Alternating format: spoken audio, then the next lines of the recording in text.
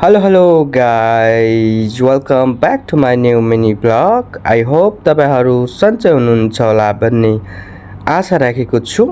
आज म आएको थिएँ स्पेशल मेरो बसहरुलाई नेपाली खाना बनाउन।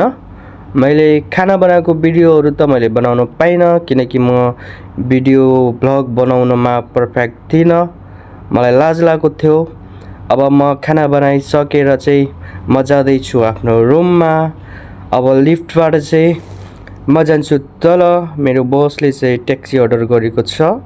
म 44 फ्लोर देखि चाहिँ जाँदै छु ग्राउन्ड फ्लोरमा। तपाईहरुले हेरेर साथ दिनु होला अनि मिठो कमेन्ट गर्नु होला।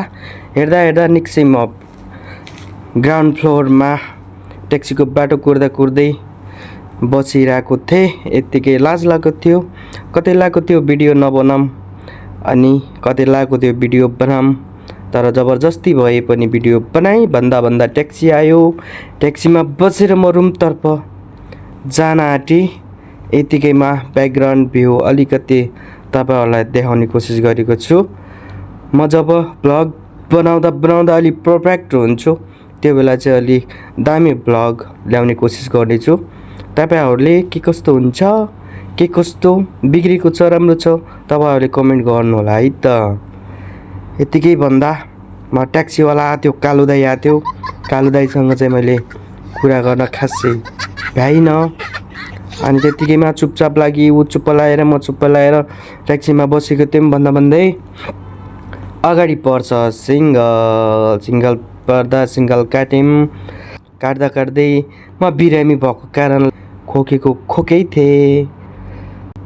यति भन्दै ट्याक्सीको यात्रा यस्तै भयो। गाइस तपाईहरु पर्खनु होला।